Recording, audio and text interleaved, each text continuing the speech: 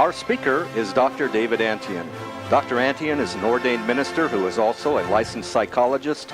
Dr. Antion has been an ordained minister for over 40 years and has been a pastor of churches for over 35 years. He brings a wealth of academic knowledge as well as many years of practical experiences working with thousands of families both in pastoral counseling and in private practice in psychotherapy. And now, Dr. David Antion.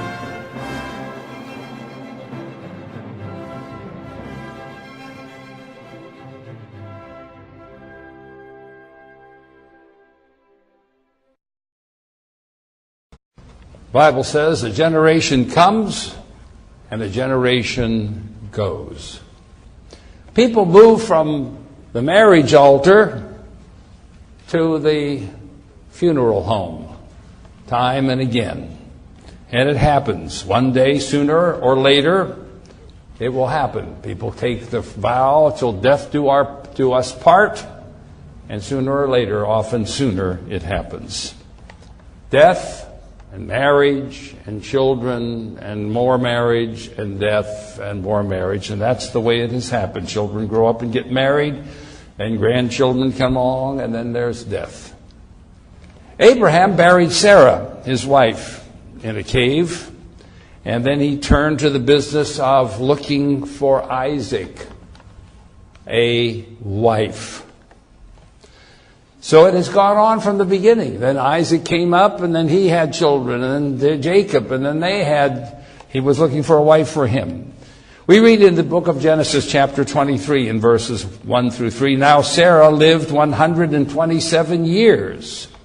These were the years of the life of Sarah. Sarah died in Kiriath Arba, which is in Hebron, in the land of Canaan, and Abraham went in to mourn for Sarah and to weep for her.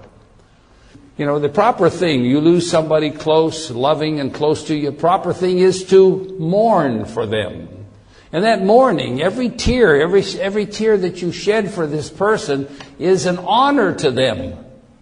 It says, I've missed you, I loved you, I wanted you, and I mourned for you.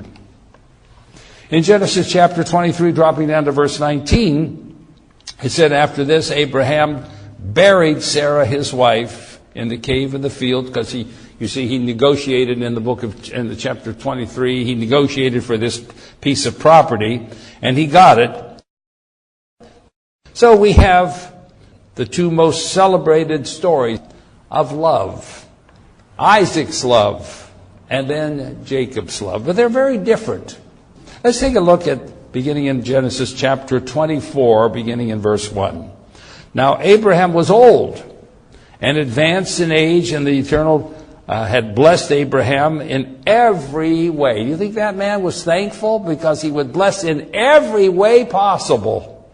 Abraham said to his servant, now he's getting old, the oldest of the household, who had his charge on all his own. He says, I'm going to paraphrase some of this. He says, I want you to go, I want you to swear to me that you will find a wife for my son Isaac, not from the daughters of the Canaanites among whom I live. I don't want him marrying something. I want you to go back to my country. Now you remember Abraham said, God told him, get out of your country, go to a place I will show you, I'll make you a great nation, you're going to have this inheritance, you're going to inherit all this land. But he said, I want you to go back to where I was. Ur of the Chaldees is where he came from. And I want you to go to my relatives, and I want you to take a wife for my son Isaac from them. First, he says, I want you to place your hand under my thigh. You place the hand under your thigh. Why do you do that? Well, he was actually touching his genitals, the testicles of Abraham. I want you to put your hand under my thigh. Touch my testicle. Where do we get the word testify?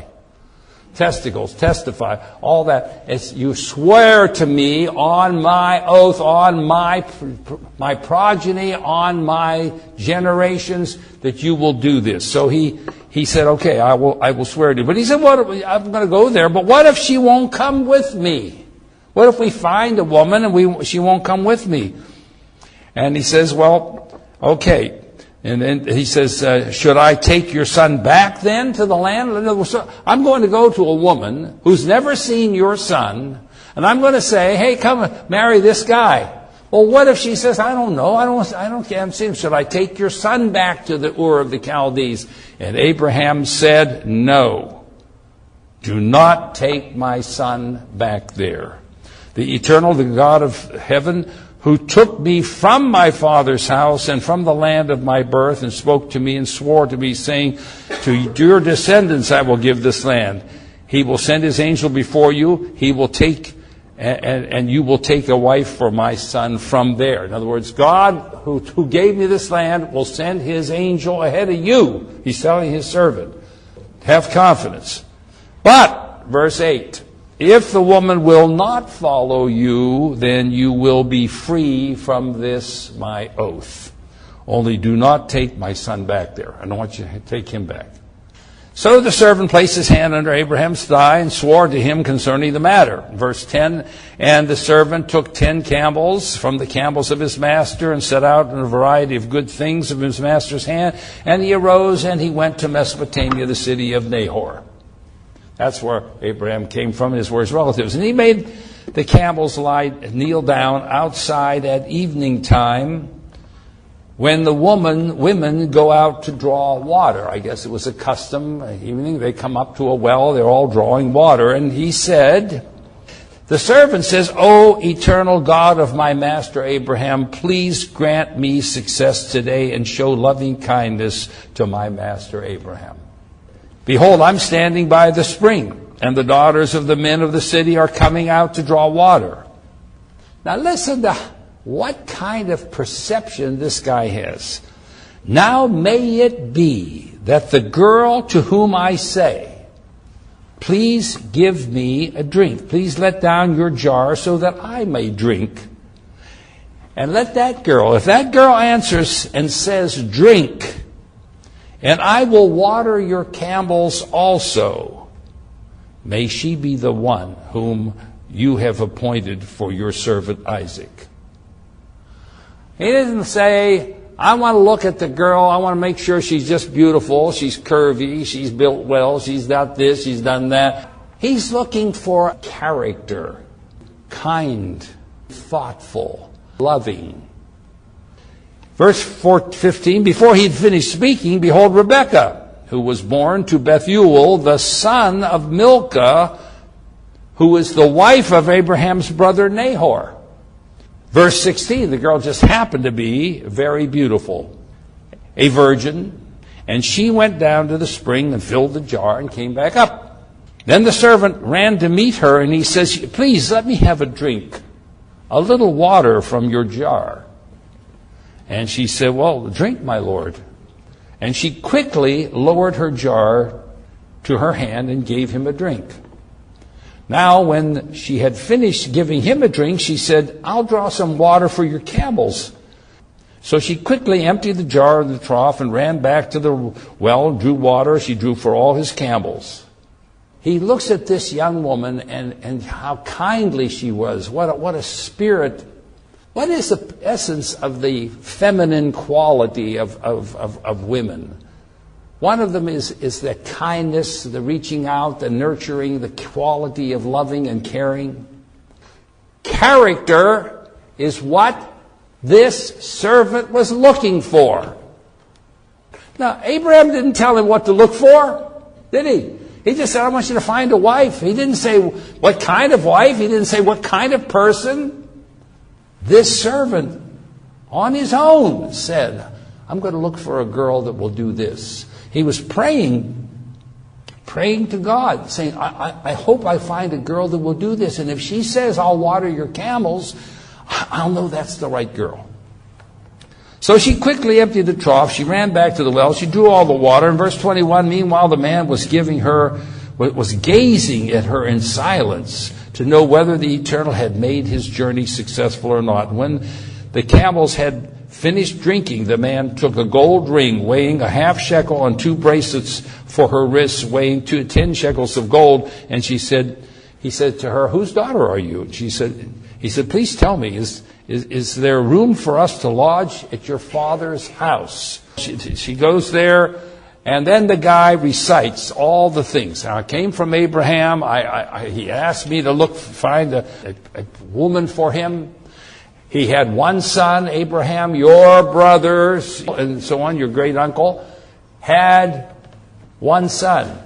Abraham has been mightily prospered. He left everything to his son Isaac. Can you go with me? They considered, and they were going, he was saying, can she come with me? And then they finally said, let us think it over. Why don't you go back? And the servant said, look, I want you to come. I want to make a decision. In verse 57, let's drop all the way down. He recites everything to them. But her brother, verse 55, but her brother and her mother said, let the girl stay with us a few days. Say 10 afterwards she may go. And he said, do not delay me, since the Lord has prospered my way. Send me away that I may go to my master. They said, we will call the girl, verse 57, and consult her wishes. Now, a lot of people think, well, we're just going to hand her over to you. How much money you got? Okay, you can have her. Here, take her, and, you buy my daughter, and off you go, and you give me enough money for her. You can have her. You just go and take her. Now, where am I going? Where's she going? Away from her family, Ur of the Chaldees, way up north, coming back down into the land of presently Israel. She's going to go a long way. They said, well, we want to consult with her to see if she wants to go. I mean, this is a big decision for her. You're saying, it's her, great uncle's son, and that she would come, that he's very prosperous, and she's going to a new place, and you've chosen her, and you say that God chose her and everything. So verse 58, they called Rebekah. Will you go with this man? And she said, I will go. That's a powerful statement for many women. I will go. How many women? I will go. I will marry my husband. I will go with him. I will leave my family. I will go where he goes. I will go. Sometimes there's the feeling of separation from family. That meant separation. Sometimes it meant loneliness, childbearing, sickness, grief, war. The frontier, how many women have left and gone to the frontier? The Indians were there, and I will go. Sometimes they face disappointment. Sometimes they face sorrow. Sometimes they face tragedy. So she does. She goes. But now her family say this to her. Thus they sent with their sister Rebekah and her nurse with Abraham's servant and his men. They sent her nurse with them. And they blessed Rebekah. And they made this little poetic statement in the Hebrew. May you, our sister, become thousands of 10,000s, and may your descendants possess the gate of those who hate them. Then Rebekah rose with her maids, and they mounted the camels, and they followed the man, the servant, and took Rebekah, and they departed. Now, and as they're coming up, here comes Isaac, walking through the fields. He was living in Negev. Isaac went out to meditate in the field that evening, and he lifted up his eyes, and he sees these camels coming. And behold, there was Rebekah lifted her eyes up, and she saw Isaac. She dismounted from the camel. She said to the servant, who's this? Who's that guy coming in? The servant said, he is my master. Then she took her veil. She covered herself. Humility. I'm just going to cover myself. I don't want him to. Covered herself with the veil. And the veil, meant often many things. So here we are. The servant told Isaac all the things that he had done. Come here, let me tell you what I've done. I went there. Your father sent me to this land to pick a wife out for you. I found this girl. I waited till the girl was kind. She was gentle. Now she's got a veil on. He doesn't see her face. She's come with me to meet you to be your wife. Then, 67, then Isaac brought her into his mother Sarah's tent. And he took Rebekah, and she became his wife. And he loved her. Thus Isaac was comforted after the death of his mother Sarah. Here's what they did. They first They married, then they had a courtship. I mean, they didn't have any courtship, really. He didn't date her. She gets off the camel, and that's it. Now come on in. You know, I'm going to take you in. Yeah, I'll take her. And he loved her. He married her. He loved her. In chapter 25 of the book of Genesis, you see the death of Abraham. His years were 175. You know that he survived Sarah by 38 years? He survived Isaac's marriage by 35 years. His grandfather lived 148. Now, if you think of Abraham's grandfather lived to be 148. Abraham's father lived to be 205. His son Isaac lived to be 180. And his grandson Jacob lived to be 147. What we see of Abraham, he was pretty much, in the average, in about the same area of all of his relatives and the people that were around him. He lived to be 175 years old. And he breathed his last.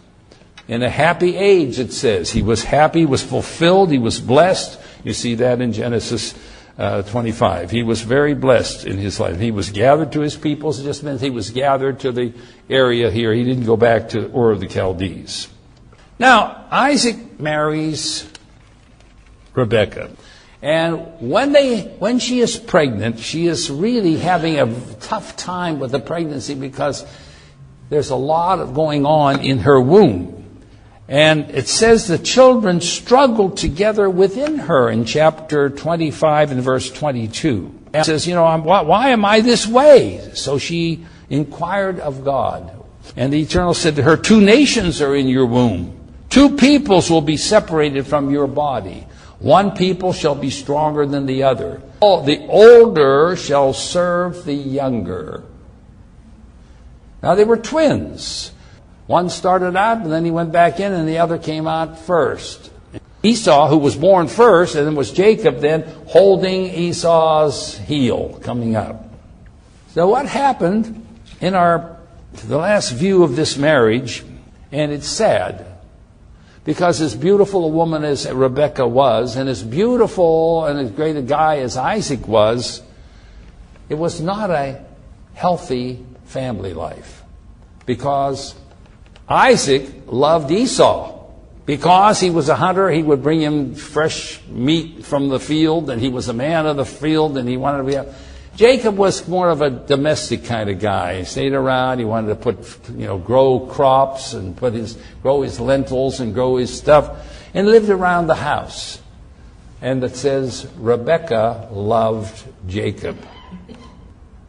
A woman who gives birth to both children should what? Love both children. She should have them and love them fairly equally. I mean, I know there are prejudices, and one of them endears himself more to you than the other sometimes, but you shouldn't show this kind of split. Here was a family split. And in the split, you have certain things that happen. One was when Esau went out and he hunted all the time. He comes in, he's starving. He's been out in the field. He can't find any game. He comes in and Jacob is cooking a lentil soup or porridge, and he says, I'm starving. Can I have some of your soup? And Jacob says, you can if you sell me your birthright. You sell me the birthright because you're the firstborn. Now, I can see Jacob's point of view. You're the firstborn by a minute. You just came out of the womb 1 minute before me, and you get the inheritance of firstborn? I don't think that's fair. Sell me your birthright. He did. But the worst part was when it came to Isaac getting old, he said, I want to bless the kids. Now, Isaac got so old, and he evidently had eye trouble long before, and he said, I can't see. I want to bless the kids. And so they played this deception, and you know the deception. She says, Esau's gone. Pretend. She goes to Jacob, says, pretend that you're Esau. I'll fix your dad a stew. Get one of the goats. I'll make it I'll spice it up the way he likes his game spiced up. We'll feed it to Isaac. He'll think that's you. he said, well, yeah, but he knows I'm not as hairy as Esau. Esau's kind of hairy. He said, well, we're going to get Esau's clothes, have the smell of game and the outdoor in them. You wear Esau's clothes. You cover the wool, put some wool over, the skin of the animal over your hands in case he reaches down and touches your hand. It'll be real hairy. So he does. They pull the deception on Isaac. He grants him the blessing. Esau comes back in. Jacob already had the blessing. Now Jacob's got the birthright, the blessing, and Esau is furious. He becomes his mortal enemy. He wants to kill him. Meanwhile, Rebekah is getting very upset. She's saying, there are too many people in the land. I don't want marrying one of these people. And she says in chapter 27, dropping down to verse 46, Rebekah said to Isaac, I am tired of living because of the daughters of Heth. If Jacob takes a wife from the daughters of Heth like these from the daughters of the land, what good will my life be? I won't be good. So after the deception and all that, Jacob is sent away. What does she say? I want you to go to my brother Laban, who was instrumental in Rebekah, coming to meet Isaac in the first place. Go back there to my family, find one of his daughters, find somebody. So in the same way that the servant did to find Rebekah, Jacob goes by himself. Esau, he realizes, okay, I'm not going to want to marry because my mother is really against us marrying people there. So he goes to Ishmael and he marries one of Ishmael's children. So you see, Jacob comes on, he journeys, and he came to the land, some of the east, and he looked and saw a well. This is in chapter 29 of Genesis. He looks, he sees the well, he comes down, there are flocks there, he hears, he says, I'm going to wait for somebody. Well, Jacob said, my brothers, he sees the guys. He said, where are you guys from? And he said, well, we're from here, from Haran. He said, you know Laban? Do you know Laban? He said, is he still alive? Is he okay? Yes. He said, he's well. And they said to him, here's his daughter Rachel. She's coming right up here to draw, coming with the sheep. She was a sheep herder. He looks at her. She's watering the sheep. And they say to her, we cannot, until all the flocks are gathered, we can't roll the stone back. And so he goes over, helps her water the sheep. He sees her, and he says, you're my first cousin. He kisses her, and he says, let's go talk to your dad. So he goes. Jacob kissed Rachel. In verse 11, he lifted up his voice and he cried. And Jacob and Rachel told Rachel that he was a relative of his father and that he was Rebekah's son. And she ran and told her father. When Laban heard that, he said, well, come on over, come in, stay with us. Well, he wanted Rachel. It's going to take you 7 years. You know the story, right? You know the story. 7 years to have Rachel. And this is such a beautiful passage here in the book of Genesis, chapter 29, dropping down to verse 20. So Jacob served 7 years for Rachel, and they seemed to him but a few days because of the love he had for her. He worked there every day. He saw her, and, he was just, that's okay. 7 years passed. It was just so great. When you're happy, when you're in love, when things go well, the time just goes. It just goes. It doesn't seem long. You want time to seem long? Sit in a dentist chair. It seems long, And so the time just goes when you're, when you're happy. And so they just seemed like a few days to him because of the love he had for her. He saw her every day, talked to her, she had some food for him. He's out there working, come on in for lunch. He saw her for dinner, they talked and so on. And Leah was there. Now her sister was there. The sister was the older sister, Leah. And she was pretty. She had beautiful eyes. She may have, some people say that he had droopy eyes, but she had these sort of kind of eyes. Many different translations try to capture what it was about her eyes. But my guess is she had these cow-like eyes that were just big, loving, and very, very pretty in her own right. But she wasn't as perky, she wasn't as effervescent as Rachel. And there was no doubt about it, Jacob loved Rachel. Well, yes, he says, 7 years are up. Hey, pal, 7 years are up. I want your daughter. Laban says, okay, 7 years are up, I promised you. So they get everything set, got the tent ready. You go in the tent, here comes my daughter. It's night. Of course, they wear the veil. It's dark, it's night. He has relations with her. He wakes up the next morning, and it is Leah, not Rachel. In today's world, you're going to say, well, how did Laban force Leah to go in? Well, I think Leah was in love with him, with Jacob. Jacob lived there for 7 years. She saw him every day too. He talked to both of them. She was there at the dinner table. She was there at the breakfast time. She was there helping out with the thing. So she loved him. Why didn't Rachel object? Hey, you're sending my sister? He's supposed to work for me. The tradition in those days, it's a different world from ours. The women were obedient. They did what they were told to do. And the father had this power and authority. And he says, you go in and light. So Jacob wakes up the next day. He says, you promised me. I served you 7 years for Rachel. I didn't serve for this one. And you deceived me. And Laban said, well, it's just not our practice to let the younger one marry first. So you have to have the older one. But he said, if you want Rachel, I'll give her, but you got to promise me right now. You can have her right now. Right now you can have her, but you got to work for me another 7 years. So he says, okay, I'll do it. So he says, well, okay, here's what you do. This is in chapter 29, drop to verse 27. You complete her week. So like a honeymoon. And after that, we'll give you the other one for your service of 7 years, and you'll complete a week with her. 2 honeymoons, back to back. You have this one, and then you're going to go to her sister, back to back. Now, in those days, there were no, this is before Moses' time, there were no laws against a man marrying a woman and her sister. But you notice in the laws of God, afterward, when Moses enumerated them, you cannot take a woman and her sister. And he loved Rachel.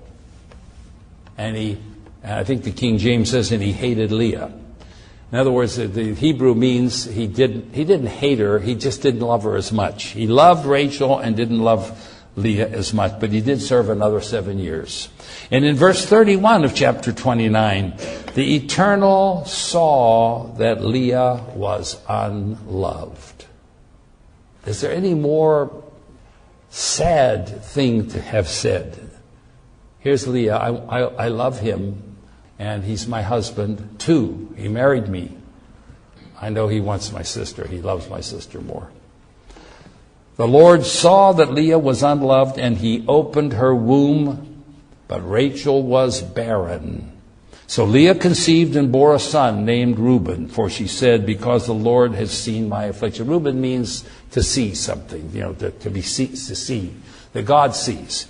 It means sees. He sees, listen to this statement that she's made, because the Lord has seen my affliction, surely now my husband will love me. In other words, I had this baby, maybe he'll love me now. What a hope to be loved. What a desire. I always tell people, never beg to be loved. Everyone is lovable in their own way. They're lovable. If you act lovable, if you act properly, you're lovable. But don't beg anybody to love you, because you don't need to do that. In this case, she was so desperate to be loved by him. And the Lord heard her say that I am unloved, and therefore he's given me a son. She said, she said, the Lord knows. So she named the next one Simon, and so on. You see a whole bunch of each child she named for a certain reason. And she had one after another.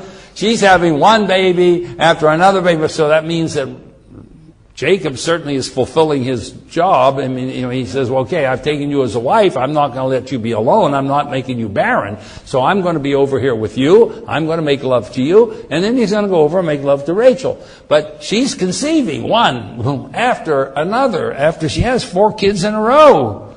And the next one, she says, this time I will praise the Lord. She names him Judah, which means praise Yah. Then she stopped bearing. Verse chapter 30, when Rachel saw all this, that she bore Jacob all these kids. And in that time, one of the purposes, one of the goals of a woman was to have children. She became jealous of her sister. Now Rachel has him, but she doesn't have kids. She became jealous of her sister, and she said to Jacob, give me children or I'll die. And he said, what am I, God, that I can open your womb? I didn't know how God shut your womb up. It's not my fault. So then she says, okay, if she's going to do that, well, you take my maid and you go into her and you have a child by her. And I'll take that child. That child will be like my child.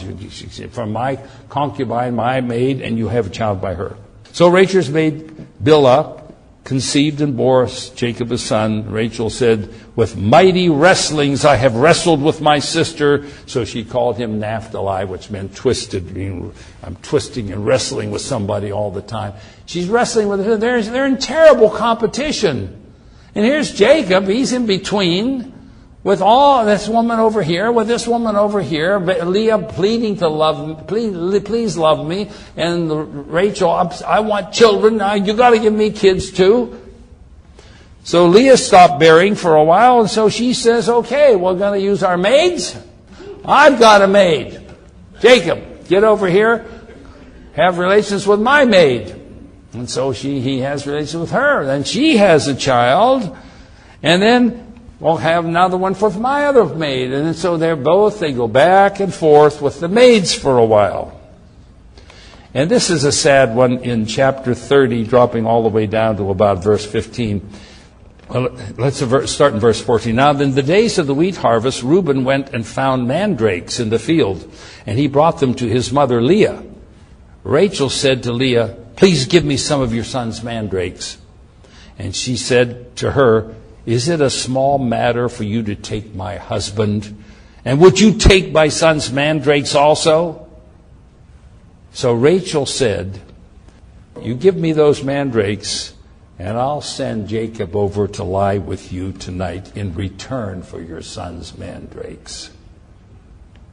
So evidently, the vast majority of the time, Jacob was over in Rachel's tent, staying with Rachel. He fulfilled his duties, but he was vest. But Rachel says, you give me those mandrakes, I'll send Jacob to you. And this is the sad part. And when Jacob came in from the field in the evening, then Leah went out to meet him and said, you've got to come in to me, for I have surely hired you. I bought you for tonight with my son's mandrakes. I bought you. You come with me. How sad, how depressing even to say you bought. So she had a child, and God let her conceive. God gave heed to her that night, and she conceived and bore Jacob a 5th son. Leah called him, she says, God has given me my wages because I gave my maid to my husband, and she named him Issachar, wages. Leah conceived and bore a 6th son. She named him Good, and my husband to dwell with me, and I have borne 6 sons. So she named him Zebulun. Afterwards, she bore a daughter by the name of Dinah. Now, it appears from here you would think she only had one daughter. But later, when Jacob meets Esau, it says he introduced Esau to his sons and daughters, plural. So he had more than one daughter. Meanwhile, Rachel wants a child so bad, she finally has a child, and they named him Joseph. Now, the love that Jacob had for Rachel, he transfers so over the top to his sons from her. He loves Joseph so much. He loved Joseph so passionately, that so much more than any of the other boys, any of the other kids. I mean, it's so discriminatory, so bad for the other kids. And of course, they all become jealous of Joseph, and you know that story. And so they became cruel to him later on, because Rachel gets pregnant again, and she has another child, Benjamin, and she dies in the process. She wanted to name him the child of my sorrow. He turned around and named him, the child of my right hand. And his name was Benjamin. When it came time to die, by the way, later on, Jacob and Esau meet, and they finally are together. And when their father Isaac died, both Jacob and Esau buried him. Interestingly enough, did you know that when Abraham died, you know who buried him? Ishmael and Isaac got together again and married him and buried him. They came together. It seems like death, I don't know how death seems to draw people, together. You ever see people, you've been to a funeral, you say, I haven't seen you for long, cousins and relatives. They all come because of their connection to a certain person. They may have been divided, may have been separated, but they come because of a connection to a certain person. But this is what Jacob said at the end of his life. He said this to Pharaoh in his sojourn. Now, you remember, Joseph went down to Egypt, so here comes Jacob down. And Pharaoh's asking him about his life. And this is what Jacob says in chapter 47 of Genesis. He said, "The years of my sojourning are 130. Few and unpleasant have been the years of my life." Now the King James says, few and evil. Evil. Meaning, doesn't mean evil in the way of sinful, it means they just were hard.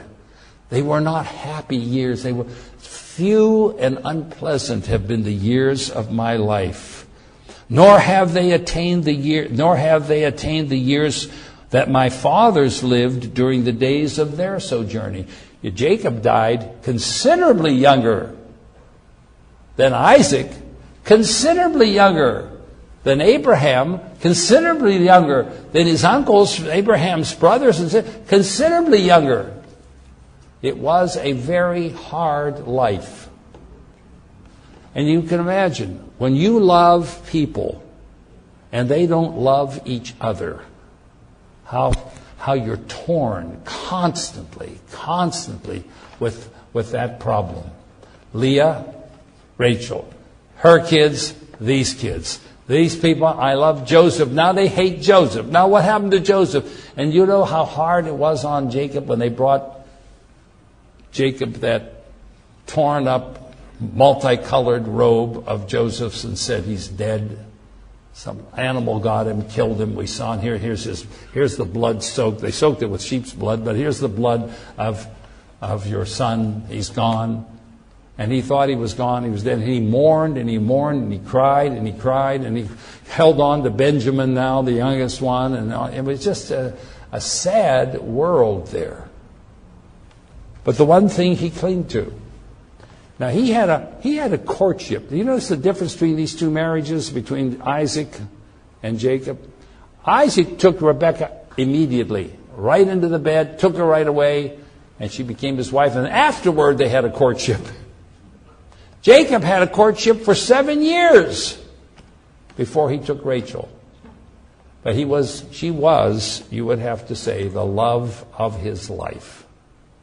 And I think in his old age, he had a lot of experiences. He said, few and unpleasant. I've had a lot of experiences. He did have some pleasant ones. You remember he wrestled with the Eternal? The Eternal touched his thigh, touched his thigh bone. He saw ladders, the gates going up into heaven. He saw that vision and the pillar, the pillar stone that he had. And he set it up and worshiped God. He had many blessings. He had a lot of things happen.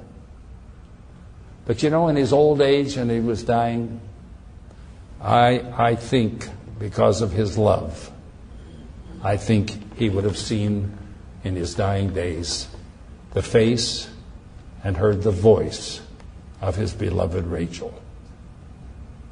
That is the ending story of that man. Rachel was in his heart to stay.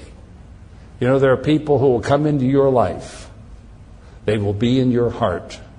You can recall their voice, their walk, their talk, their touch, their feel. You can recall it, and it will never go away. And if you love them, it's a reason to give thanks.